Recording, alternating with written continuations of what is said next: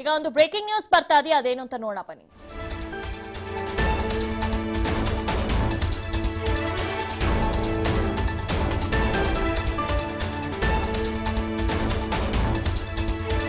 ರಾಜ್ಯಕ್ಕೂ ಕೂಡ ಬ್ರಿಟನ್ ಭೂತ ಎಂಟ್ರಿ ಕೊಟ್ಟಾಯ್ತು. ರಾಜ್ಯದಲ್ಲಿ ಶಾಲಾ ಆರಂಭ ದಿನಾಂಕ ಮುಂದೂಡಿಕೆ ಆಗುತ್ತಾ? ಜನವರಿ 1ನೇ ತಾರೀಕು ಶಾಲೆ ಆರಂಭ ಆಗುತ್ತೆ ಅಂತ ಸರ್ಕಾರ ಹೇಳಿದೆ.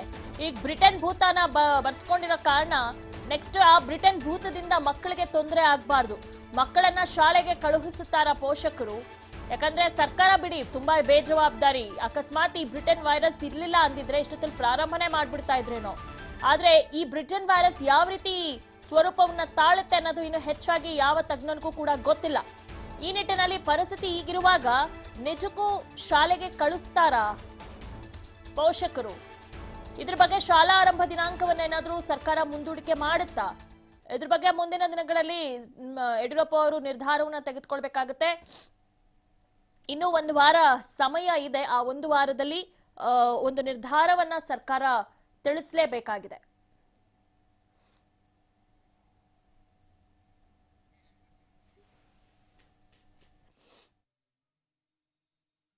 ಬ್ರಿಟನ್ ವೈರಸ್ ಬೆಂಗಳೂರಲ್ಲಿ 3 ಜನರಲ್ಲಿ ಬಂದಿದೆ. ಹೀಗಾಗಿ ಬ್ರಿಟನ್ ವೈರಸ್ ರೂಪಾಂತರಗೊಂಡಿರೋ ಹಿನ್ನೆಲೆಯಲ್ಲಿ ಎಲ್ಲರಿಗೂ ಕೂಡ ಒಂದು ರೀತಿಯ ಆತಂಕ ಶುರುವಾಗಿದೆ. ಎಲ್ಲದಕ್ಕಿಂತ ಹೆಚ್ಚಾಗಿ ಚರ್ಚೆ ಆಗಿರುವಂಥದ್ದು ಶಾಲೆಗಳನ್ನ ಓಪನ್ ಮಾಡ್ತಾರಾ? ಜನವರಿ 1ನೇ ತಾರೀಕಿಂದ 10 ಮತ್ತು 12ನೇ ತರಗತಿ ಏನ್ ಪ್ರಾರಂಭ ಆಗುತ್ತೆ ಅದು ನಿಜಕ್ಕೂ ಪ್ರಾರಂಭ ಮಾಡ್ತಾರಾ? ಸರ್ಕಾರ ಇದ್ರ ಬಗ್ಗೆ ಏನ್ ನಿರ್ಧಾರವನ್ನ ತೆಗೆದುಕೊಳ್ತಾರೆ? ಕಾದು ನೋಡೋಣ. ಓಕೆ, ಎಲ್ಲಾದ್ರ ಬಗ್ಗೆ ಹೆಚ್ಚಿನ ಮಾಹಿತಿಯನ್ನ ನೀಡ್ತಾರೆ ನಮ್ಮ ಪ್ರತಿನಿಧಿ ವೀಣಾ. ಅಂತೂ ಇಂತೂ ಬ್ರಿಟನ್ ವೈರಸ್ ಬಂದಾಗಿದೆ ಬೆಂಗಳೂರಿನಲ್ಲಿ. ಈಗ 3ರಲ್ಲಿ ಬಂದಿದೆ. ಸೊ ಎಲ್ಲೋ ಒಂದ್ ಕಡೆ ಜಾನ್ 1 ಇಂದ ಶಾಲೆಗಳು ಪ್ರಾರಂಭ ಆಗುತ್ತಾ? ಈಗಾಗಲೇ ಪೋಷಕರಿಗೂ ಕೂಡ ಒಂದು ಭಯ ಇರುತ್ತೆ, ಇದು ಯಾವ ರೀತಿ ಸ್ವರೂಪ ಪಡುತ್ತೋ ಏನ್ ಕತೆನೋ ಅಂತ. ಸೊ ಹೀಗಾಗಿ ಜನವರಿ 1ನೇ ತಾರೀಕು ಶಾಲೆಗಳನ್ನ ಆರಂಭ ಮಾಡ್ತಾರ? ಇದ್ರ ಬಗ್ಗೆ ಸರ್ಕಾರ ಡಿಸಿಷನ್ಸ್ ತೆಗೆದುಕೊಳ್ಳುತ್ತಾ? ಇದ್ರ ಬಗ್ಗೆ ಏನಾದ್ರು ಸಭೆ ಏನಾದ್ರು ಮಾಡುತ್ತಾ ಏನು ಅಂತ ಸರ್ಕಾರ? ದಿವ್ಯಾ, ಕಳೆದ 9 ತಿಂಗಳ ಹಿಂದೆ ಏನು ರಾಜ್ಯದಲ್ಲಿ ಕೊರೋನಾ ಕಾಣಿಸ್ಕೊಂಡಿತ್ತು, ಹಾಗಾಗಿ ಏನು ಶಾಲೆಗಳನ್ನ ಕ್ಲೋಸ್ ಮಾಡಲಾಗಿತ್ತು. ಸತತವಾಗಿ 7 ತಿಂಗಳುಗಳಿಂದ ಏನು ಶಾಲೆಗಳು ಕ್ಲೋಸ್ ಆಗಿದ್ವು. ಆದರೆ ಕೋವಿಡ್ ಟೆಕ್ನಿಕಲ್ ಕಮಿಟಿ ಏನು ಶಾಲೆಗಳನ್ನ ಆರಂಭ ಮಾಡಬಹುದು ಅನ್ನುವಂತಹ ಸಲಹೆಯನ್ನ ಕೊಡುತ್ತೆ. ಹಾಗಾಗಿ ರಾಜ್ಯ ಸರ್ಕಾರ ಜನವರಿ 1ರಿಂದ ಶಾಲೆಗಳನ್ನ ಆರಂಭ ಮಾಡೋದಕ್ಕೆ ಸಾಕಷ್ಟು ಸಿದ್ಧತೆಗಳನ್ನ ಕೂಡ ಮಾಡ್ಕೊಂಡಿದೆ. ಅಂದ್ರೆ SSLC ಮತ್ತೆ ದ್ವಿತೀಯ PUC ಆರಂಭ ಮಾಡೋದಕ್ಕೆ ಈಗಾಗಲೇ ಡೇಟ್ ಕೂಡ ಫಿಕ್ಸ್ ಆಗಿದೆ. ಸಾಕಷ್ಟು ಸಿದ್ಧತೆ, ಮಾರ್ಗಸೂಚಿ ಕೂಡ ಬಿಡುಗಡೆ ಆಗಿದೆ.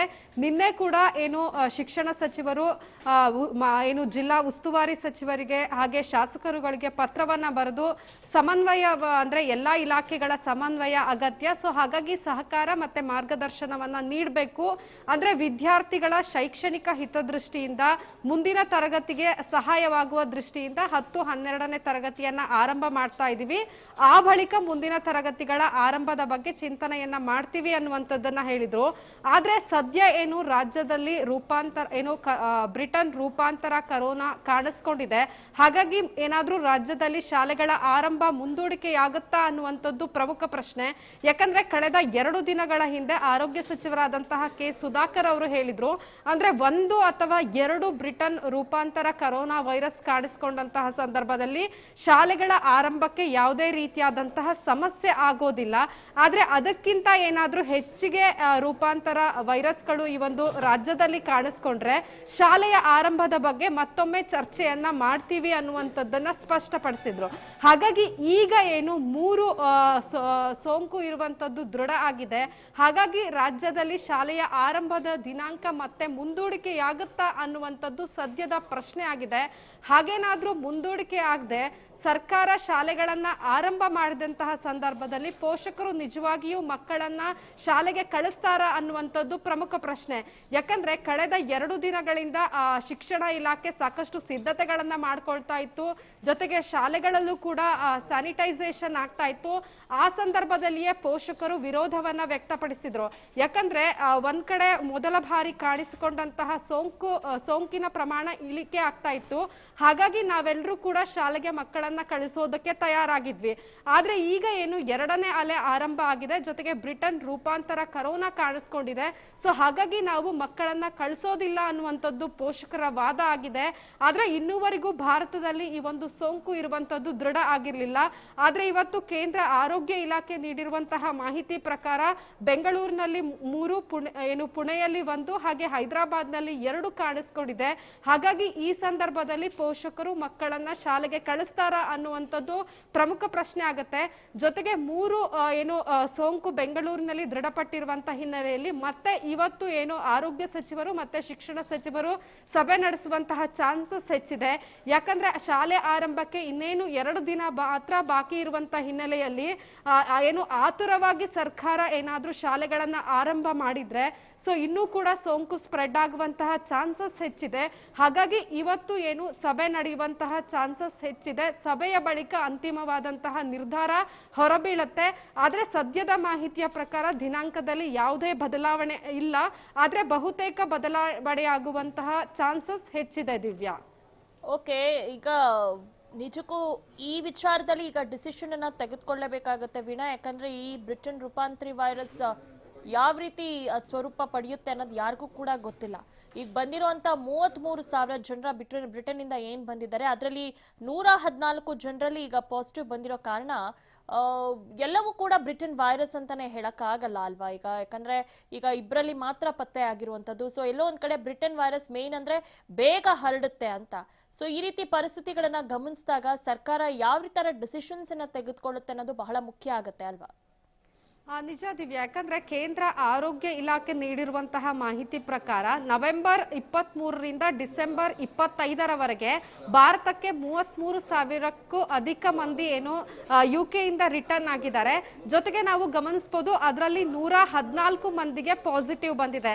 ಸೊ ಆದ್ರೆ ಅವರೆಲ್ಲರ ಸ್ಯಾಂಪಲ್ ಅನ್ನ ಮತ್ತೆ ಕಲೆಕ್ಟ್ ಮಾಡಿ ಕಳಿಸಲಾಗಿತ್ತು. ಸದ್ಯ ಅವರಲ್ಲಿ 14 ಮಂದಿಯ ರಿಪೋರ್ಟ್ ಬಂದಿದೆ. ಅದರಲ್ಲಿ 6 ಮಂದಿಗೆ ಸೋಂಕು ಇರುವಂತದ್ದು ದೃಢಪಟ್ಟಿದೆ. ಜೊತೆಗೆ ಇನ್ನೊಂದು ವಿಚಾರವನ್ನ ನಾವು ಗಮನಿಸಬೇಕು. ಯಾಕಂದ್ರೆ ಈಗಾಗಲೇ ಕರ್ನಾಟಕಕ್ಕೂ ಕೂಡ ಸಾಕಷ್ಟು ಜನ ಬ್ರಿಟನ್ ನಿಂದ ವಾಪಸ್ ಬಂದಿದ್ದಾರೆ. ಅದರಲ್ಲಿ ಬೆಂಗಳೂರು ಒಂದರಲ್ಲಿ ಬೆಂಗಳೂರಿಗೆ ಏರ್ಪೋರ್ಟ್ಗೆ ಬಂದಂತಹ 220 ಮಂದಿ ಈಗಾಗಲೇ ನಾಪತ್ತೆ ಆಗಿದ್ದಾರೆ ಅನ್ನುವಂತಹ ಮಾಹಿತಿಯನ್ನ ಕೂಡ ಸ್ವತಃ ಆರೋಗ್ಯ ಸಚಿವರಾದಂತಹ ಕೆ ಸುಧಾಕರ್ ಅವರು ಹೇಳ್ತಾರೆ. ಸೊ ಇದು ಎಲ್ಲೋ ಒಂದ್ ಕಡೆ ಆತಂಕಕ್ಕೆ ಕಾರಣ ಆಗಿದೆ. ಯಾಕಂದ್ರೆ ಅವರು ನೀಡಿರುವಂತಹ ದೂರವಾಣಿ ಸಂಖ್ಯೆಗಳು ಕೆಲವೊಂದು ಆಫ್ ಕೂಡ ಆಗಿದೆ. ಸೊ ಅವ್ರೇನಾದ್ರೂ ಜನರ ಮಧ್ಯ ಓಡಾಡಿದಂತಹ ಸಂದರ್ಭದಲ್ಲಿ ಇಲ್ಲಿರುವಂತಹ ಜನರಿಗೂ ಕೂಡ ಸ್ಪ್ರೆಡ್ ಆಗುವಂತಹ ಚಾನ್ಸಸ್ ಇದೆ. ಅಂದ್ರೆ UK ಇಂದ ಬರುವಂತಹ ಸಂದರ್ಭದಲ್ಲಿ ಯಾರು ಈ ಒಂದು ಕೊರೋನಾ ಟೆಸ್ಟ್ ಅನ್ನ ಮಾಡಿಸಿ ಅವರಿಗೆ ನೆಗೆಟಿವ್ ಅನ್ನುವಂತಹ ರಿಪೋರ್ಟ್ ಅನ್ನ ತೆಗೆದುಕೊಂಡು ಬರ್ತಾ ಇದ್ರು, ಸೊ ಅವರಿಗೆ ಹೋಮ್ ಐಸೋಲೇಷನ್ ಇರಿ, ಅಂದ್ರೆ ಹೋಮ್ ಕ್ವಾರಂಟೈನ್ ನಲ್ಲಿ 7 ದಿನಗಳ ಕಾಲ ಇರಿ ಅನ್ನುವಂತಹ ಎಚ್ಚರಿಕೆಯನ್ನ ಕೂಡ ಕೊಟ್ಟಿದ್ದಾರೆ. ಆದ್ರೆ ಅವರು ಕೂಡ ಏನಾದ್ರೂ ಹೊರಗಡೆ ಸುತ್ತಾಡಿದಂತಹ ಸಂದರ್ಭದಲ್ಲಿ ಸಮಸ್ಯೆ ಆಗುವಂತಹ ಚಾನ್ಸಸ್ ಹೆಚ್ಚಿದೆ. ಯಾಕಂದ್ರೆ ಈ ಹಿಂದೆ ನಾವು ಗಮನಿಸಬಹುದು, ದೆಹಲಿ ಆಗಿರ್ಬೋದು, ಮಹಾರಾಷ್ಟ್ರ ಆಗಿರ್ಬೋದು, ಬೇರೆ ಬೇರೆ ರಾಜ್ಯ ಹಾಗೆ ವಿದೇಶದಿಂದ ಬಂದವರು ಮೊದಲ ಬಾರಿ ಬಂದಾಗ ಅವರಿಗೆ ನೆಗೆಟಿವ್ ಬಂದಿತ್ತು. ಆದ್ರೆ 1 ವಾರಗಳ ಬಳಿಕ ಟೆಸ್ಟ್ ಮಾಡಿಸಿದಂತಹ ಸಂದರ್ಭದಲ್ಲಿ ಪಾಸಿಟಿವ್ ಬಂದಿತ್ತು. ಹಾಗಾಗಿ ಬ್ರಿಟನ್ ನಿಂದ ಬಂದಂತಹ ಸಂದರ್ಭದಲ್ಲಿ ಏನಾದ್ರೂ ಅವರಿಗೆ ನೆಗೆಟಿವ್ ಇದ್ದು ಆ ಬಳಿಕ ಈ ಒಂದು ವೈರಸ್ ಆಕ್ಟಿವ್ ಆಗಿದ್ರೆ ಇನ್ನೂ ಕೂಡ ಸೋಂಕಿತರ ಸಂಖ್ಯೆ ಹೆಚ್ಚಾಗುತ್ತೆ. ಹಾಗಾಗಿ ಆರೋಗ್ಯ ಇಲಾಖೆ ಇರ್ಬೋದು ಅಥವಾ BBMP ಇರ್ಬೋದು ತಕ್ಷಣವೇ ಯಾರೆಲ್ಲ ಈಗ ನಾಪತ್ತೆ ಆಗಿದ್ದಾರೆ ಅನ್ನುವಂತಹ ಮಾಹಿತಿಯನ್ನ ಕೊಡ್ತಾ ಇದೆ. ಸೊ ಅವರೆಲ್ಲರನ್ನೂ ಕೂಡ ಪತ್ತೆ ಹಚ್ಚುವ ಕಾರ್ಯವನ್ನ ಮಾಡಬೇಕಿದೆ. ಜೊತೆಗೆ ಅವರೆಲ್ಲರನ್ನೂ ಕೂಡ ಟೆಸ್ಟ್ಗೆ ಒಳಪಡಿಸಬೇಕು. ಮತ್ತೆ ಹೋಮ್ ಕ್ವಾರಂಟೈನ್ ಅಲ್ಲಿ ಇರುವಂತಹ ಸಲಹೆಯನ್ನ ಯಾರ್ಯಾರಿಗೆ ನೀಡಿದ್ದಾರೋ ಅವರೆಲ್ಲರೂ ಕೂಡ ಸ್ಟ್ರಿಕ್ಟ್ ಆಗಿ ಹೋಮ್ ಕ್ವಾರಂಟೈನ್ ಅಲ್ಲಿ ಇದ್ರೆ ಮಾತ್ರ ಈ ಒಂದು ವೈರಸ್ ಸ್ಪ್ರೆಡ್ ಆಗದೆ ಇರೋದಕ್ಕೆ ಸಾಧ್ಯ. ಹಾಗಾಗಿ ಇವತ್ತು ಸರ್ಕಾರದ ಮಟ್ಟದಲ್ಲಿ ಒಂದು ಉನ್ನತವಾದಂತಹ ಸಭೆ ನಡೆಯುವಂತಹ ಚಾನ್ಸಸ್ ಇದೆ. ಅದರಲ್ಲಿ ಕೋವಿಡ್ ಟೆಕ್ನಿಕಲ್ ಕಮಿಟಿ ಆಗಿರ್ಬೋದು, ಆರೋಗ್ಯ ಸಚಿವರು ಕೂಡ ಭಾಗವಹಿಸುವಂತಹ ಚಾನ್ಸಸ್ ಇದೆ. ಆ ಬಳಿಕ ರಾಜ್ಯದಲ್ಲಿ ಇನ್ನೊಂದು ಮಾರ್ಗಸೂಚಿ ಅಂದ್ರೆ ರೂಪಾಂತರ ಕರೋನಾ ಕಾಣಿಸ್ಕೊಂಡಿದೆ. ಸೊ ಹಾಗಾಗಿ ಇನ್ನೊಂದು ಮಾರ್ಗಸೂಚಿ ಬಿಡುಗಡೆ ಆಗುವಂತಹ ಸಾಧ್ಯತೆ ಇವತ್ತು ಹೆಚ್ಚಿದೆ. ದಿವ್ಯಾ, ಓಕೆ ವೀಣಾ, ಧನ್ಯವಾದಗಳು ತಮ್ಮೆಲ್ಲ ಮಾಹಿತಿಗಾಗಿ.